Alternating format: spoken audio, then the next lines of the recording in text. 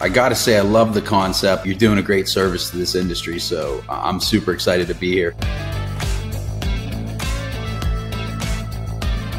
Creating a podcast video series that focuses on the amazing stories within our space.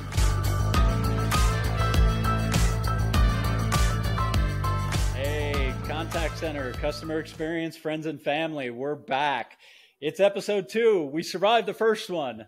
So this is episode 2 of Origins and Journeys. And really, I'm super excited to get this one kicked off because this was the intent of the whole idea, was to bring interesting people from the industry on, not just us 3 schmucks. You know, we've got interesting stories, right? But, to bring people from the industry who have come up in their own path and their own journey. And really, again, the intent is that if just one person watches one of these and gets excited and makes a career and really goes all in contact center customer experience, then we accomplished our goal. Now, hopefully more than one will do it, but, nonetheless, we're happy with just one. So without further ado, I want to get right into the meat of this and introduce my friend, who's an executive leader running contact center operations for a major healthcare insurer, Anthony Weinberg. Now, Anthony, I know you pre-show. We got your origin story. I can't wait for you to share this, to the audience. So the floor is yours, brother. Oh, thank you, Fred and Jason and Arde. Thank you guys for having me. Watch the first one. I got to say, I love the concept. You talk to people and you're like, you work in a contact center and they give you this weird look like, why are you proud of that? And I think you guys, you're doing a great service to this industry. So I'm super excited to be here. Let me just jump right into it. Like you guys, I didn't grow up saying I wanted to work in a contact center. I didn't want to grow up working with sharks though, but I did find myself out of college working for a small group of guys. We kind of worked together. We were doing outside sales, door knocking for asphalt services on business to business, waste disposal services. This was back when Superfund was big and there was still money to grab for that. It was fun. It was a good experience, but it wasn't stable. So a friend of mine, I was having a conversation with her and she's like, hey, I work in a call center. They're hiring, you do sales. This might work. So, started at your basic inside sales job. It was at an education, organization. And I was just basically a sales rep, right? A phone sales rep, sales and education. If you guys aren't aware, it's kind of enrollment. So you talk to the potential students and you say, what are you looking for? Do any of the classes align? Do their career goals align? Turns out I was good at it. Right. And being good at it, you get into be a top 5 rep, you're hitting all the key performance indicators. Here's where the journey starts to go a little sideways. Ambitious me about a year in said, let's just jump into the supervisory role, right? Let's become a manager. Let's become a supervisor. Cause that's the next logical step. You guys have done that, right? Well, I failed miserably. I thought in my mind that if I could make, 12 people just like me, I would have this super team, kind of like the 27 Yankees, just go out there and slaughter everything and just be great.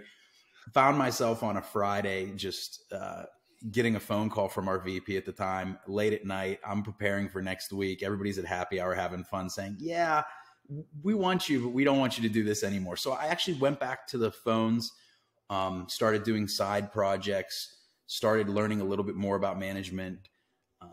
And eventually, 2 years later or so, got this tap on the shoulder from one of our brand vice presidents. And she said, hey, Anthony, I got a job for you, a side job for you.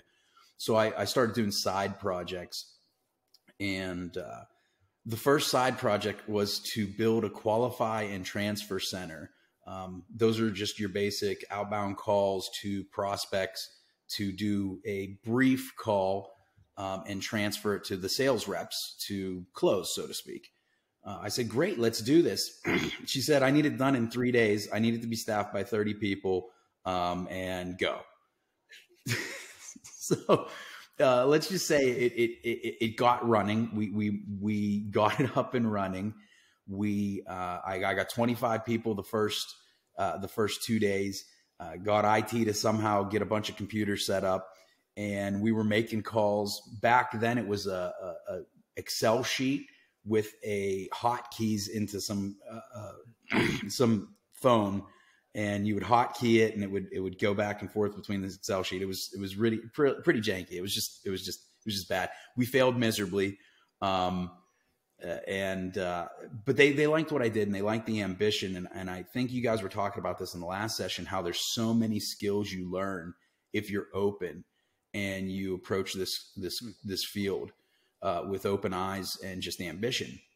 So the VP kept me on and said, you're just going to do special projects with me, which led me to do like market maps, customer journeys, a lot of reporting stuff. And eventually she got this problem that kind of put me on a little bit of a detour. She said, Anthony, listen, our staffing team's not doing what they need to do. I need you to go fix staffing. So what do I do with that? I've never worked in staffing, but the skills that I had in contact center, as an agent, the skills I had just problem solving, the skills I had over the phone, it led me to realize that, and I hope I don't offend any folks that might be watching this from a staffing standpoint. Staffing is just a funneled version of sales in a contact center. You have to talk to X number of candidates to get Y number of interviews, to get Z number of hires. And again, I'm simplifying it, so I apologize for all of our staffing audience. But really, it was getting knee to knee with them. Yeah, I know you're laughing, but that's what it is, guys. I'm sorry. Learning about what they did, learning about the nuances, what makes a good candidate, and then just starting to really, turn that into a process with them. So it started down my journey of operationalizing things and improving processes, fixing processes. Again, something you guys mentioned in your last episode, fixing things, right? Building things. What ended up happening after 3 years was we were wildly successful in staffing, hitting on all of our marks. We lowered attrition a ton. By 2/3, we lowered attrition over that time frame. So again, you're talking quality and quantity. And there was another problem to be had, and the problem was a qualifying transfer team, again rearing its ugly head, in Phoenix, was just not doing well. They built it up, and it was just failing miserably. And they said, "Hey, Anthony, take a look at some of these things." So I started to look at some things, gave them some suggestions. They started seeing some improvement, gave them some more suggestions. They started seeing some improvement. And it was like, all right, well, we have this open role in Phoenix. Maybe you should apply for it. And that was code for, hey, we really want to move you out to Phoenix, but we're not going to move you out to Phoenix. So it moved from Pittsburgh to Phoenix. And that just really grew. From there, it was just contact center, over and over, just learning about all the different features of what I could do in a qualifying transfer center. A lot of self-education, because again, my background's in business management, and I have a marketing MBA, marketing focused MBA. Nothing in there's, contact centers. They don't really teach you about your average handle time, your average speed of answer, how the Erlang works. They don't teach you about those things. So you got to dive in and start to learn. And eventually what happened was we went through a restructuring where a lot of folks in leadership were told, hey, your job's going to be eliminated, but here's the open roles. And they consolidated about 5 contact center type functions, sales, pre-qualification, some other versions of sales, and tech support, right? So here comes tech support, right? 24 hours a day, 7 day a week, frontline consumer tech support, into one role that was the vice president of operations. And lo and behold, I was lucky enough to apply and get it. I think it was my charm, but either way, I got it. And during that role, again, it was just learning, right? You just learn all different things. There were other teams that I absorbed, things that I never thought I would get involved with.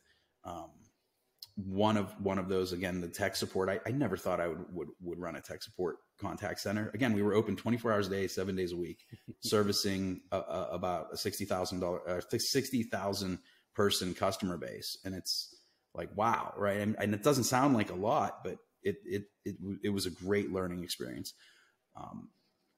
From there, that organization went through some growing pains. And then all of a sudden, boom, let go 1,700 staff on the same day. I was one of those. This is the violin part of the story. You know, no severance, no nothing, just 1,700 of us. A lot of us were really good folks, you know, looking for work, and that's what happens. And you know, it's part of the industry. You got to deal with it. But it ended up on great things, like you said. Now I'm working for a healthcare provider. I was hired to do two things. One, to help work with our sales vendor and, you know, try to get them up to speed. But two, also, how do I help bring a lot of these services in-house? And, you know, Fred, you and I worked a little bit on that in terms of bringing in the omni-channel solution when we did bring it in-house. And I have to say, it was an amazing experience to start up a contact center in Tempe, Arizona at the height of COVID. We started planning the insourcing of our sales in December, January of, I want to say it was 2019. And we let our vendor know and hey, we're going to move this in-house in January of 2020. And then COVID, as you guys know, started to hit in March of 2020. It was very advantageous for the real estate piece. You know, we were able to find a spot, but it wasn't as advantageous for, you know, just the environment and the uncertainty that was there. But luckily enough, we got 32 wonderful folks that started in the roles. We built a training program. We had the building up and running. We followed all the protocols. And since then, you know, we've continued to expand.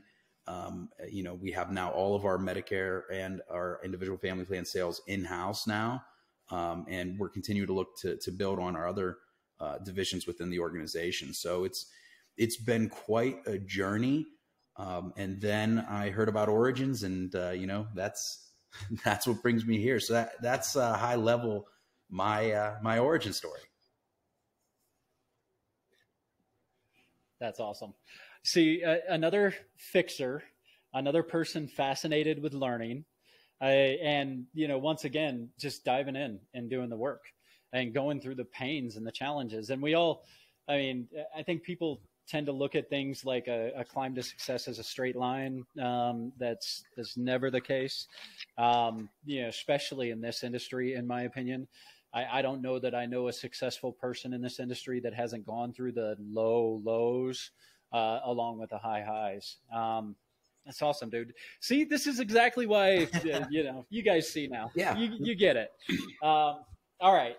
Yeah, I love the origin story. Obviously we have pre-show notes and we read through that, but actually hearing it directly from you, not only on video, but from your mouth, is just absolutely amazing. And to piggyback on what Fred said, we all have interesting origin stories, but you can see similarities, not just with us four, but also with a lot of the viewers. The like using Excel to do an outbound call list, or having a staffing problem and having to solve for that, or having to set up a call center literally tomorrow with 30 people.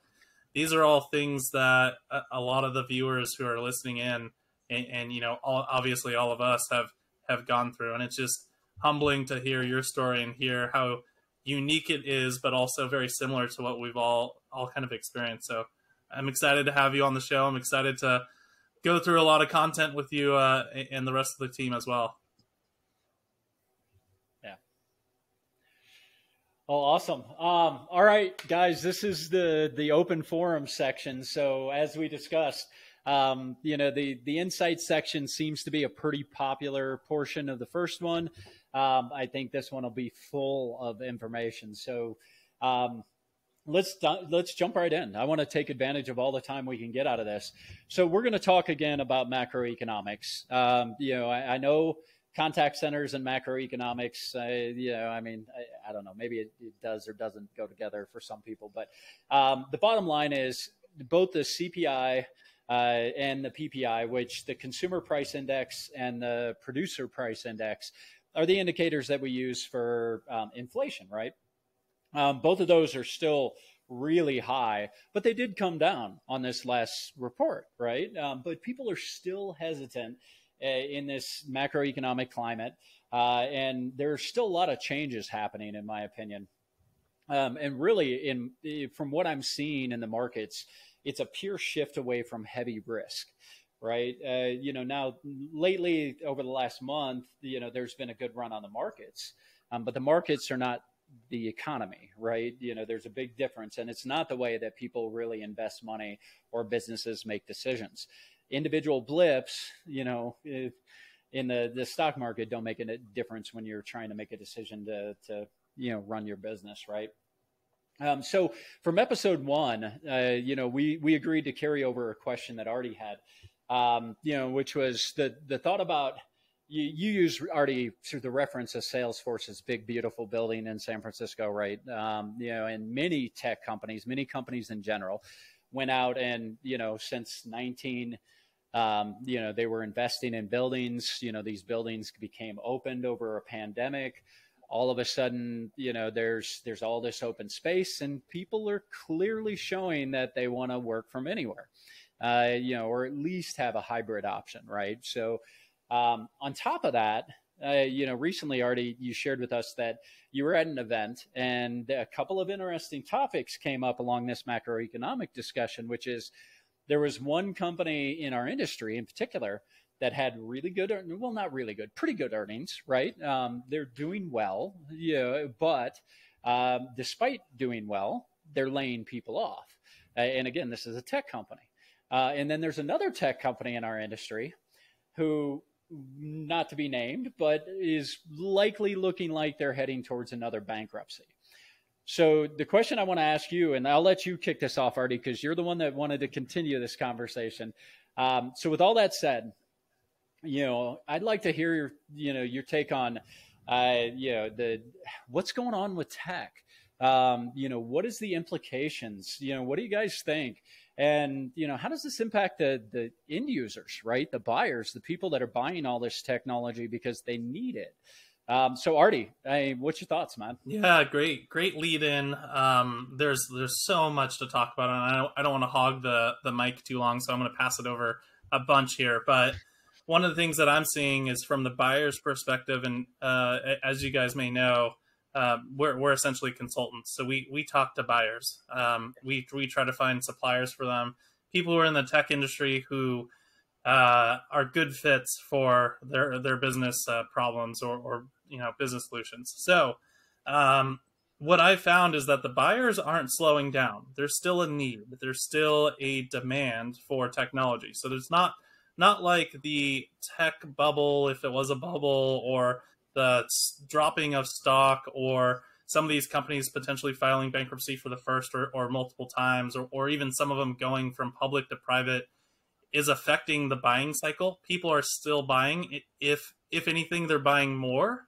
What I'm seeing that's really interesting from a buyer's perspective is the buyers are being more sensitive to, what is the company that I'm buying into? Will this company be around for a year? Right.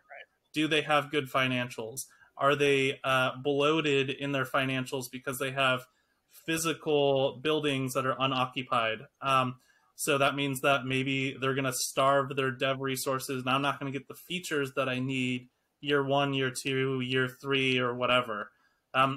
What used to happen about 2 or 3 years ago from the buyer's perspective is we had similar questions, but they're a little bit different. It was I'm going to go buy, insert large company name brand here technology, but I'm just going to be, 500 seats. I'm literally a small fish in an ocean to them, and they're not going to pay attention to me. Now it's a little bit of the opposite. Now it's I'm 500 seats, and I want to buy this product, and I see that they have some problems. They're going to file bankruptcy. They're maybe laying people off. I'm going to pull my weight around a little bit more and ask for the things that I really want, even though, I'm not the biggest customer, but, I'm a customer of value to them because I need to be on their line sheet at the end of the day. So I'll pause there. I'll toss it over to anyone else who wants to bring up what they think and what they see, but I just wanted to give that buyer's perspective that I've seen. Well, I've got an opinion, but I'll hold mine. Jason, any thoughts? Yeah. Yeah, so I think that's really fascinating to look at that perspective, which is now that the economy is shifting and big and small players are realizing the trade-off with what they've been doing. I'll put it nicely for now, and then we'll rip on them in a little bit. The not nice version is selling crap that people don't need because they think they're special and they're really not. And it's a commodity and it's not amazing. But their salespeople drank the Kool-Aid and pushed it on everybody. But to think of like, now we're going to buy, kind of like when you buy a house and you have kids, like you want to be in the right neighborhood for the right schools long-term, right? It's not just, I need a place to live today. I want to know they're going to go to a good school and then a good school, and we're going to have the right environment for them. It's that same thing. So it's fascinating to think of like buyers looking at that and going, wait a second, you guys might not be around, or you might be an even bigger hot mess than you already are right now and not be able to service me or give me what I need or fix what isn't working.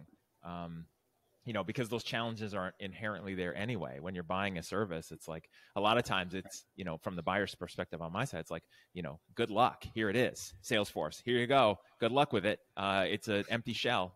Good luck. Right. And then you're really on your own. Now imagine if, it's even worse on the company side, the financials putting pressure on the wrong things and making it worse.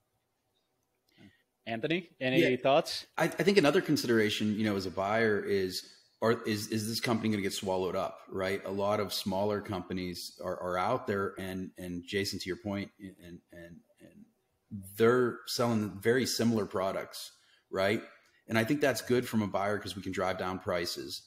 But to Arte, to your point, like, are they going to be around in 2 years or 3 years? What's my lifetime with them? What's my enhancements, right? Because a lot of times as a buyer, at least me, I want to get out of the box. I don't want it to be too custom, right? I want it to be something I can use, because once you get your hands in it and you start using it, you come up with some really good ideas on how you want to enhance it and what you want to do next. Well, if I get this company doing this specialty in AI and this company doing this specialty with voice analytics and this company doing this specialty over here, and all three of them get swallowed up by somebody larger, right? What's my end result, my product in 2-3 years time, So I think that's a consideration that as a buyer, I would definitely say is in the back of my mind.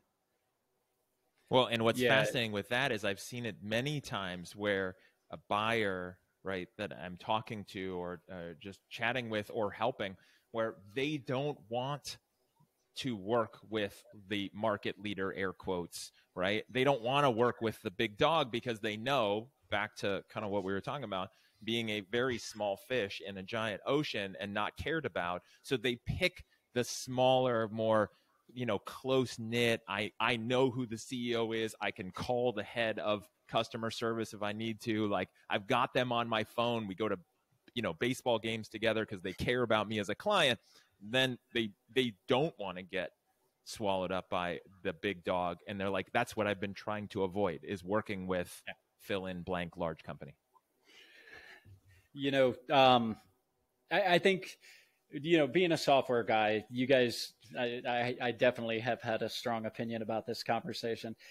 So the thing that I think a lot of people outside of software miss is that over the last 2 years, money has been flowing at these organizations like it's water, right? I mean, we all know this. The valuations have been stupid. November, December into January of this year, the indicators all started to show that that's changing. And because of that, there's been a lot of people that have flowed into tech and have charged, or engineers, developers that are getting paid more and more.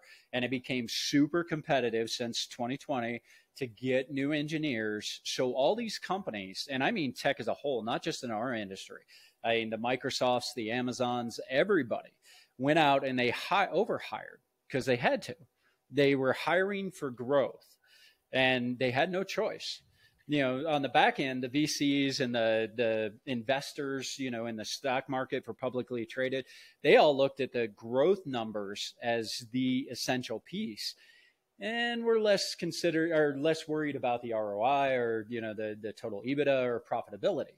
So, I mean, on one hand, you can't really blame the tech companies for doing what the money people want, right?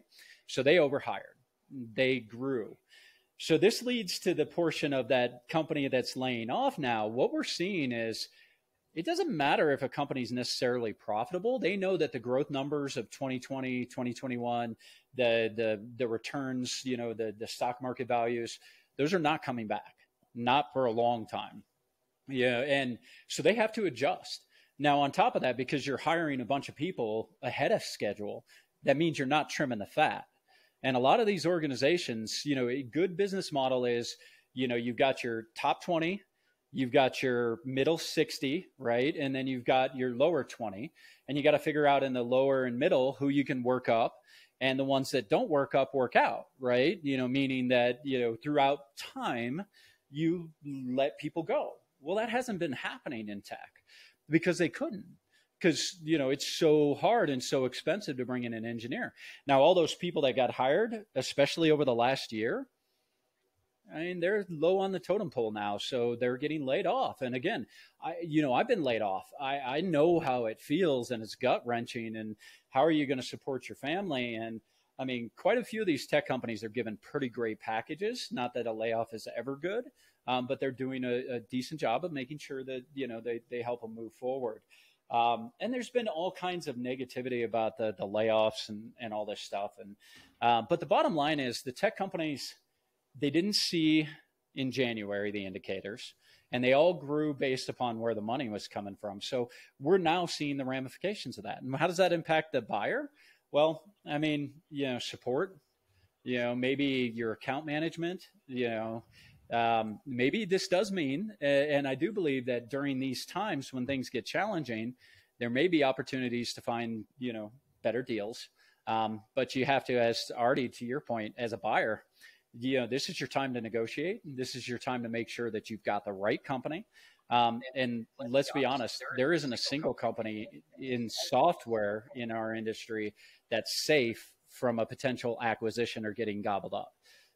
Because there's already things going on that, it looks like some of the biggest software companies in the world are going to start buying, CCaaS solutions and AI solutions from our industry, because the contact center is it's another area to data that the Microsofts and the Salesforce know that they need more visibility into, and Google, quite frankly, and Meta bought Customer with a K, not to name brands, but, the bottom line is no one's safe in this industry from getting acquired, but you can buy a product that is safe and not going to be sunset within, a 5-year ROI, 5 to 10-year ROI, right? Because even if a big company acquires them, they're not going to gobble them up and do anything with the tech itself for a while. So, yep.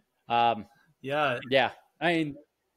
Yeah, to piggyback off of that, I love that perspective. I specifically love the idea that Jason brought up, which was we went with company B, who isn't, the top in the Gartner Magic Quadrant or whatever, because we like that one-on-one relationship. We like being a big fish in a decent sized pond.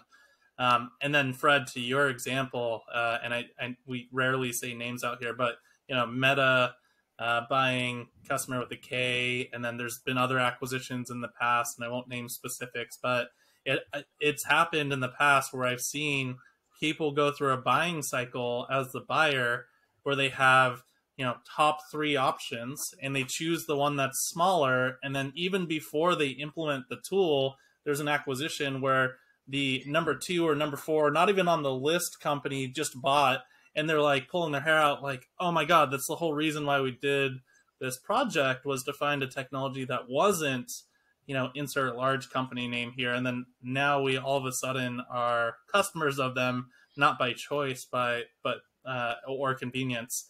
So it's going to be interesting as the tech companies start to consolidate, start to expand, start to change. I also think it's going to be interesting I'm going to flip the script here and talk about it a little bit on the other side, a sales rep at an organization. So if you're working at that company where you're seeing layoffs to your left and your right, your sales quota is not going down. Your budget may be going down. Maybe you can't fly out to customers anymore. You may inherit a larger list of sales people to target. So your lead list may be huge. Your quota may be huge because you're acquiring maybe your your colleagues' set of business, but your budget's staying the same, if not shrinking. And these people are under a lot of pressure. So to think of it that way is a little bit interesting, because what that's going to do, cause and effect, is they're going to get scrappier. They're going to market more. They're going to sell to not you as the individual buyer anymore. You're just one out of 1,000 that they're going to talk to in the week. This one-to-one relationship or sales cycle is going to change. So I think there's a lot of things that are changing, and some are for good and some for not so great. No, it's a good point. I mean, you know, these technology companies, they have a lot of salespeople. I mean, a lot, because they were invested in a lot of the money they spend. If you look at any of the publicly traded, it's in sales and marketing. I mean, you know, there's a company that's become a leader in cloud that basically ran a non-profitable organization for the first like 10 years they were around. I mean, they ran in the red, and they spent every dime they had and then some to sell and market their product until they reached a stage where, you know, they wanted to go public. And then all of a sudden profitability started to become a concern, right? But there's a real way to buy the market. I mean, you know, it's been proven in our industry a couple of times that with the right sales and marketing engine, you know, you can grow despite the product. Because, I mean, I'll tell you, that product, early on, it was nothing more than a premise-based, you know, hosted platform, you know, lipstick on a pig to make it look like a cloud product. Let me put it that way. All right. Any other comments, guys, on that one? Awesome. All right. No, I mean, I think the biggest thing as the, you know, authentic persuasion sales guy in the room, just like hearing that and then seeing it from a buyer's perspective, and salespeople selling stuff that maybe the world doesn't want or need, or selling it in a way that makes it sound amazing, yet it's not. And then thinking about what Artie was just talking about, where the market's going to get harder for those salespeople, and the gross high pressure pushing that happens to buyers at the end of a quarter or end of a month will now be like a perpetual everyday experience as a buyer. Just that doesn't make me happy. Yeah. It's unfortunate. Yeah. Agreed. Yeah. I mean, but what do you do? You know, in the end, as sellers, we hope, or as leaders, we hope that people, you know, really get behind products that really do have value, you know, help people really understand, does my product solve a problem that you have? Yes or no? You know, do you really need to solve it? When do you need to solve it? When's the best time? You know, based upon, you hope that we all get better. But the reality is we've also all been there where somebody's leaning over top of us with a quota, saying, look, you know, your numbers, you know, I mean, obviously I just saw 100 of my buddies get laid off and your numbers need to come up. I mean, what do you do? Right. You know, we all instinctually, you know, we do volume, and we stop worrying, or at least for the most part, you stop worrying about the quality that you deliver. And it's an unfortunate situation, you know, and quite frankly, this goes back to the conversation in the first one about training, right? And Jason, I know you and I have talked about this a lot. I think that organizations don't train their people well, you know, and this goes back to contact centers all the way through executive level, you know, high level enterprise AEs, you know, AEs meaning account executives, right? I think there's a big gap in training across our entire industry. And, you know, yeah, it's just my opinion. Anyways, yeah. I kind of sidetracked us to another point. Look at that. I got one last question for the group. Since we've got some minds here that are good. So do we think it's a buyer's market right now for technology? Do we have the ability as buyers to, you know, get the same product for cheaper, or get more features, or get the like pro version for the basic pricing? What are you guys' thoughts? Anthony, I'd love to hear your opinion. You sounded like you had something. Yeah, I want to talk about that training thing for a minute after we're done. But no, this is a great topic. I think in that aspect, Artie, I think it is buyer's market. I think you can get more value for what's out there, but even if it being a buyer's market, it's still that concern in the back of your head that we all discussed, right? Where's it going to be? I too, I like what Jason said. You don't have to go with the biggest players, but it's nice to feel comforting that you can call somebody and get something done. Like, I'm having an issue, I need some help, and then all of a sudden, either staff is dwindling to your point, they have less staff to help out, or they get swallowed up. So I think it is a buyer's market. I mean, I'd love to hear what you guys think, but from my perspective, I think it really is right now to get that more value, like you were saying. Now, long term, if I go from, the first tier to the third tier, is it stuff that I need, right? Or am I just doing it because I got this cool, shiny object at a lower price? Oh, yeah. Yeah, my board said get AI. So here's AI. Do we need it? Probably not, but, I got it. Jason, good market for buyers? I mean, definitely. I mean, I think it's always a good market for buyers because there's so many products. It is very commoditized. And going to the training, salespeople are weak in general. I'm just going to say it. Yes, there are some professionals. There's some good people out there. But, and I say this all the time, if you think you're successful because you hit your numbers on the last day or days of the quarter, you're not a skilled sales professional, right? If most of your deals come from the bargains you give to get them done at the end of the quarter, you are not like great. And if you know that as a buyer, then it's like going onto a car lot with a new salesperson who's desperate to make their numbers or they're going to be fired, and you just own them. Okay, I own you, kid. Yeah. Yeah. So here's my thinking. I think from a price perspective, yes, it's a buyer's market right now. I think most buyers I've known who have bought before know that the right time is at the end of the month, the end of the quarter. Mm-hmm. They understand that they've got a position of power, even when they're a little smaller, and they know how to use it. Now, Here's where I think that it's an interesting time in our industry, and this will change, I think, next year, the next couple of years. There's so many products out there, and there's so much noise, right? 120 plus CCaaS vendors in North America, 600 plus conversational AI products in North America. I mean, and we're just talking about in our little world, right, of North America. That's not even the majority of the contact center seats around the world. I mean, there's so many products. As a buyer, I don't blame people for going with the biggest vendors, right? The magic quadrant vendors, because at least they've got a certain amount of clients. You can go look up that data. Some of them are either publicly traded or you can find their investment information on their website. They're safe, relative in the terms. And you don't have to guess whether or not you can go find clients and ask questions. And this is where there's a new side where Artie operates and where I used to operate. The people that advise, and Jason, you even do a little bit of this, the people that advise technology acquisitions are becoming more and more valuable to this industry. And we call it the channel in software, but, to the rest of the world, it's just professional people that are out there that look at this technology constantly. And that's what they do. And in the end, Anthony, you and I work together in that exact model. Yep.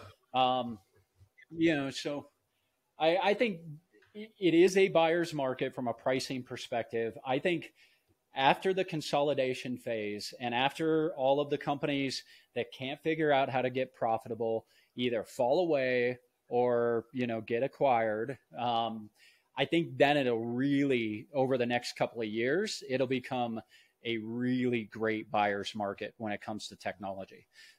It's just, you got to get through the noise and the cloud but I mean, it's a software guy in me. I'm like, get rid of all the junk. Let's just focus on the stuff that's good. Exactly. All right. So that was awesome. Secondarily, so you guys saw this. I polled last week to my audience on LinkedIn, and I wanted to know, I guess I wanted to crowdsource, some of the conversation, right? I wanted to know what people wanted to hear about. I had some great ideas. And I put a bunch out there, and unanimously, the number one thing selected was staffing challenges. So people want to know our take on staffing challenges today for the contact center industry. And I mean, who else better? I mean, you just heard his origin, right? Anthony, brother, I mean, fill us in. What do you think? What's going on in your world? So I want to weave something in first. I think that if we train salespeople, and Jason got what he's looking for, we might not have the turnover. We might not need to be looking for as many, right? And I think, I'm going to say in my organization, I think we do a phenomenal job of training with the salespeople. I do think on the next poll, you need to put executives' view of ROI on training and the impact on contact centers a potential topic. I'd love to dive into that topic. I mean, have me on as a guest again. I'll talk about that for a while. But the issue I think that I'm seeing the most is a cultural shift. Okay. And I'm seeing it in I want to call it skilled and not skilled contact center roles. And let me rephrase that again. I don't want to offend anybody. Sometimes there's contact center roles where you require a license or you require some certification. I have some of those where, for in healthcare, you have to have a state license and you have to be appointed. So those are special niche, workers. And then you have what I would like to call your entry level, which, I could get somebody who's really competent off the streets and just train them and they could do it. But the challenges that we're encountering, and you're seeing this in the pre-screen part of it, right, is you get a candidate on the phone. They sound great. They look great on paper, and they seem like they're eager, they're excited. And this question comes up: is this remote or is this in the office? Right. And we're working like a hybrid model right now. And I think the hybrid model is working a little bit better than obviously full in the office. But I'm old school, and I'd love to get your guys' take on this. I want training to happen in the office, right? I want training to happen in the office, right? So we tell them, the first 4 weeks, training, nesting, learning, shadowing, it's in the office, right? And then once you get to a certain point, there's going to be work from home. There's always going to be work from home opportunities, but we want you to get your feet grounded and understand the role. And you wouldn't believe how many people, that kind of turns them off now, that I got to spend 4 weeks in an office to get a job. And I mean, the tenure, again, we started this contact center back in 2020, and I have a lot of the original folks still there or moved up into roles, into supervision, other roles within the organization, because, that's the philosophy that myself and my team have. So I think the biggest challenge is over that hump of, we've created a culture where I think people either have realized they don't need to work as much because they're used to what it was, or I've worked from home, I'm never not working from home again. I don't want to deal with the traffic. I don't care if it's a 10-minute drive or a half an hour drive. I don't want to deal with the childcare, because it's really easy on Zoom or Slack, or not Slack, Teams, to just go, be right back, go make sure your kid that's crying is okay, right? And come back to your meeting, right? And then with that work from home comes the additional challenges of, are they set up, right? And I know this isn't specifically the staffing thing, but from a screening standpoint, you've got to go overcome that barrier of, okay, if you work from home, does your internet connection meet requirements, right? Do you have a space, I'm just going to call it a space, in your home that you can successfully do this? Am I going to hear cats and dogs and stuff in the background when you're trying to solve the problem of a consumer, right? So those are like two of the larger challenges. It is a competitive market, so I do think that there is a certain challenge to salary, and income. But I think the biggest thing, which, I wish I'd have focused on this a little bit more in my earlier years, right, is quality of life. People are looking at quality of life, and they relate work from home to quality of life. So love to hear what you guys think about that. So much to dig into. Jason, go for it. So many thoughts. All right, let me rip. So it's interesting as you're talking about that, because my mind is in two different polar sections. One is looking at the old school, mostly B2B road warrior mode where you're hired for a region. You happen to live in Kansas. You're going to sell X to companies in Kansas. Our home office is in Texas. And so you've got to come to Texas for 6 weeks. We're going to indoctrinate you. We're going to onboard you. You're going to learn the culture. You're going to become part of something. You're going to go through training. You're going to learn the crap out of our product, more stuff than you need to know because that's not always important for sales. And then we're going to send you back home and you're going to knock on doors, and then we'll see you once a year for the retreat, right? Or at a conference. And that was successful. That was the mode, right? That people you just did that. And so what you're talking about could work because there is a precedent for, I'm going to bring everyone in for 4 weeks. I want you to be part of something, and then that will work. Like, I think that's really valuable because you're not just giving them the training for product and sales. You're giving them the part of something, the mission, the vision, the core values, making them feel a part of something so that when they're at home and challenges come up, they know why they're doing the thing that they're doing. It's not just a job. So I love that idea. I think that's super important. The other side of my brain is thinking, wait, if you're not willing to do that, does that mean you actually focus and work when you're at home? Because I have many clients where I work with their sales teams and I can't even get through my one-on-one meetings without distractions getting in the way, which I literally think, wait, if you can't get through a meeting with me and I'm in a managerial role, how do I know you're actually getting through your calls and through your job?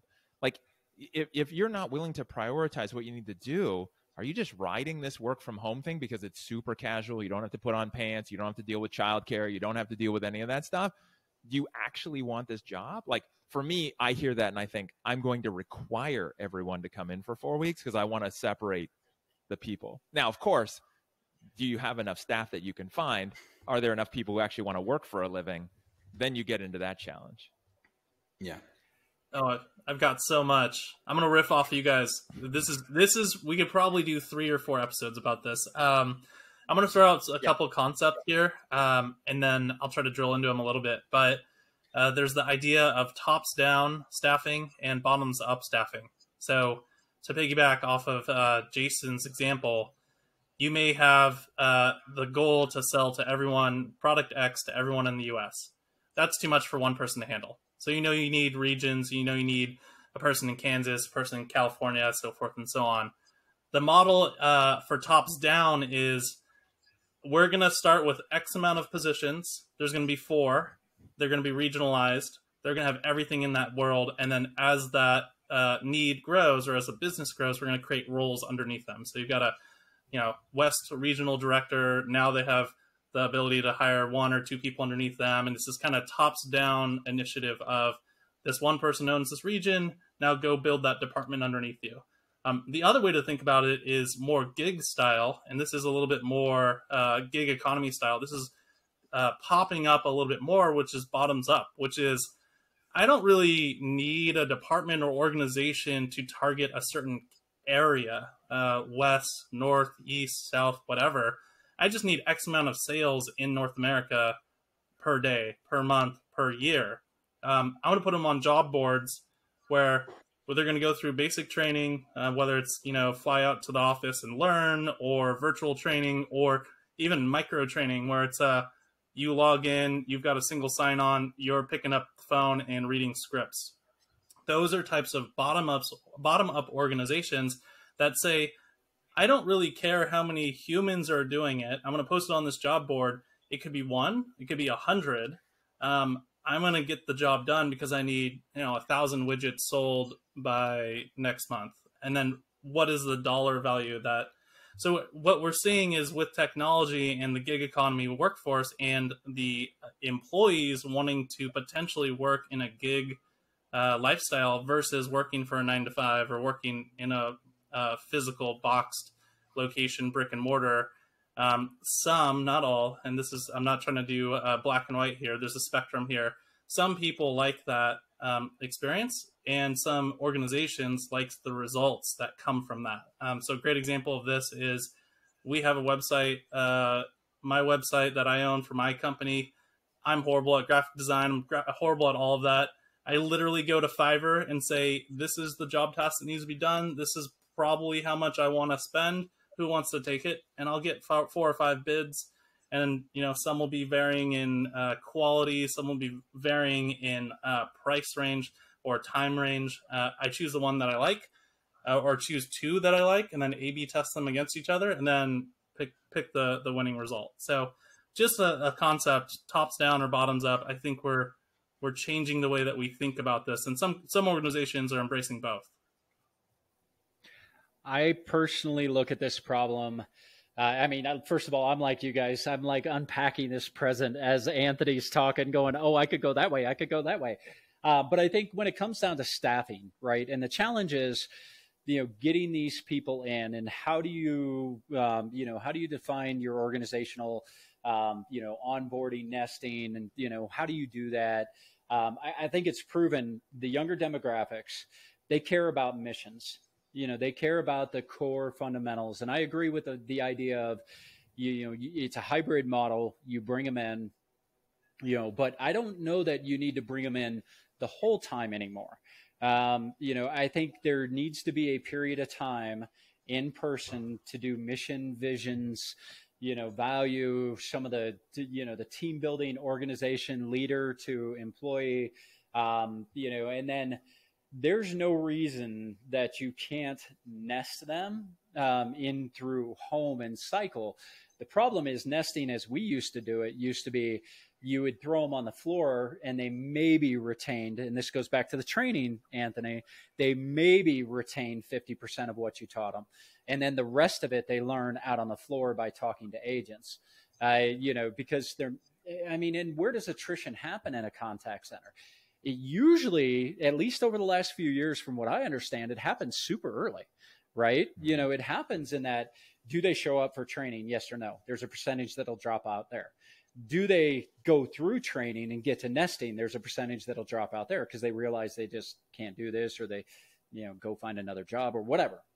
And then during nesting, they don't have the confidence or the tools or the things that they feel they're good at. And we throw them right to the customer and we're like, look, nest, go ahead, learn on the job. And we'll maybe have an L&D team behind you who are maybe trained in how learning and development of adults works. We'll maybe have some, there's all this. This goes back to the conversation, Anthony, that you wanted to talk about, which is executive level investment in training. And I really do believe if you can fix the front end attrition problems, then you can give them tools to learn comfortably, get them up to speed. You do a better job on the front end, like you said, quality. Sometimes you got to do quantity and hiring in centers, but you got to make sure that quality's there. And then, do everything you can to keep them from attriting, and give them a mission, give them a vision, give them flexibility, but there's nothing wrong with saying, look, we're a hybrid model. Your first week is all about, mission, vision, company, core values. Then we send you home, but we bring you back, once a month for a week out of the month, or, a couple of days. There's ways to do this. I just don't think we've got the good answer yet. And I think the employees are going to force this no matter what we do. It's either that, or you start going to places where people, really look at the contact center jobs as, as a great job, which is what we're trying to do here with this message, right? Is to bring back, some of the belief or some of our beliefs into the industry of, being in the contact center industry is a good place to be, and it's got endless growth. But here in the States, until we can fix that, it's going to be a challenge. And I truly believe that the nearshore, offshore markets are going to continue to accelerate, as is the gig CX for the people who are willing to go out on their own and say, look, I just want to work. My kids go off to school at 8:30, so I want to work 9 to noon. And then, my kids come home at 3, so I want a little time to do stuff, and then, take care of the kids. And then I can come back on for a couple hours from 6 to, or after my kids go to bed from 9 to 11 or something like that. People are going to force us, to change the way we hire, the way we train. I think mission-driven organizations are going to have a hell of a lot easier time at this because people will get behind it. And I mean, all the survey data I've seen shows that the younger generations just want to work for a place and, do good and, provide value. But they want to work on it the way that they want to work on it, right? In the time period. So it will help, I think, fundamentally as unemployment rates start to actually climb, actual numbers of unemployment rates. But Artie, we had a conversation about the gig and the people, versus, the real unemployment rate and all that stuff. But the reality is, as jobs are less plentiful, people will have to work. But that doesn't mean we still don't own the responsibility of giving them a great mission, vision, environment, culture, and then trusting them to do their job, but giving them the tools to do it well. So maybe I'm too altruistic on this one. I don't know. Yeah, I want to touch on something. Jason, go ahead. Go ahead, Artie. I'll go first. All right. So something you said rings super close to my heart. It's culturally in North America, being a contact center agent doesn't rank very highly on cool jobs.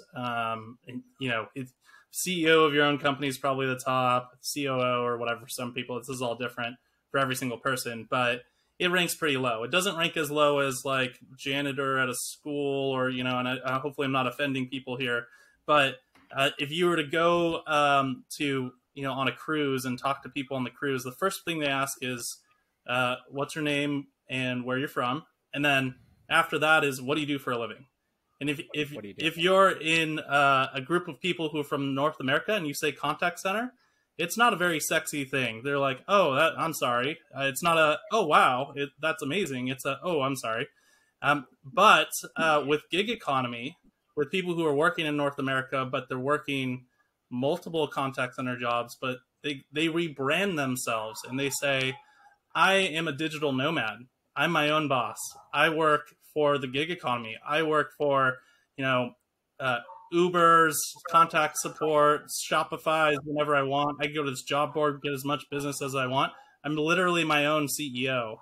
That is something that people are aspiring to and moving towards as they're going back to the workforce, because they like that title, that they like that sense of, oh, this is cool and this is sexy. Now, this isn't the same for other cultures. In other cultures, like India, for example, if you were in India and you said to someone, I work in a call center, that's a very high praised job. You are probably the breadwinner. You probably take the bread home, give it to your family. You have a steady job, 9 to 5. You work in an office where most other of your peers maybe don't work in an office. It's just culturally different. And if we can somehow move the needle on that and culturally change the way that we view it in North America, I think we'd be in a much better place. Funny enough, that's what we're trying to do here. I mean, that's what I want. I would love it. Jason, you were going to say something, and then I know we don't set time limits, guys, but we're coming up on an hour again, and here we are all rambling on forever. So Jason, finish this up. I mean, I think the big thing when I look at staffing challenges and I look at like my client companies who come to me and they say, we have a retention issue and or whatever that might be. They're like, can you please just help us? And I'm like, okay, that sounds good. Let's start from the very beginning and work our way through, right? Or they say, we have a problem where my reps aren't closing enough deals and hitting their numbers. What's the problem? I'm like, well, it's your recruiting, and then it's your onboarding, and then it's your training, and then it's your management, and then it's this, this, and this. So when I hear staffing challenges, my brain goes one of two questions. As a company, if you have a staffing challenge, is it because you're trying to ramp up and grow? Which is, okay, that's a different thing. Maybe you're trying to get too many people from a local market. Maybe you don't have a good idea of who you really want to have. That's a different part. Or do you have a staffing challenge because you're constantly trying to refill a bucket that has a hole in it, which is your staff, right? And if that's the case, you will always have a staff challenge, no matter what the economy is doing and no matter what unemployment is doing, because your thing is broken, your sales operation, your contact center, whatever that is. And so if you can plug the holes in your organization, then you won't have a staffing problem because you'll have high retention rates and you won't need to constantly refill and play the game. Like I just recorded a podcast with a guy, Eric Sims, who runs Leading Edge Connections. And he was talking about this when he did it. And he has 100% virtual outsourced contact center in the US. And so we were talking about the challenges, like all this stuff that you just brought up, Anthony, is, you know, when you do it right, you don't have the standard issue contact center attrition rates. Yep. Right. It doesn't have to be that way, but a lot of companies just keep playing the same dumb game over and over again, the definition of insanity with their business at the cost of like, oh, we have a staffing problem. I have a recruiting problem. No, you don't. You have other problems, right? Down the stream. Yeah. And all right, guys. I just wanted to say, you know, my team's done a great job of building culture. So Jason, our attrition is extremely low, right? It's 15%. And in contact center world, 15% is extremely low, right? So we focus on those things, like you were saying, training, culture, treating the people the right way. And then the staffing problem is just like for you know, the challenges we have is ramp up, right? Like to what you're saying, ramp up challenges, totally different. Ramp. So, but yeah, agreed. Yeah. All right, guys. Awesome episode. Anthony, brother, loved having you on. I hope you had some fun. You know, audience, we'll be back again. You know, I'm going to try to convince the guys to accelerate the timing. You know, we'll talk about that. We'll make some announcements about it. I'm super excited to get this one out, and you guys were awesome. As always, you know, we appreciate you guys, the audience. And again, share this out. I mean, feel free. This is your permission. And if you need written permission, we'll send us an email, send a notification. But please share this out, use it. If you bring training people up, recommend them to come watch this. Look, there is a real future and there's a great opportunity in this industry. You just got to put in the work and you got to be curious and you got to, you know, really want to create a career out of this. And don't just stay, you don't have to create a career just in our world, right? You can always take the skills like Anthony was sharing, like we shared in the last episode. You can take these skills and apply them anywhere. So with that, appreciate you guys. Like, share, comment, let us know what you think. As always, you know, you can always vote on which one of us was your favorite if you want. Look at me trying to make this a competition. And with that, guys, I appreciate you and we'll talk to you guys soon.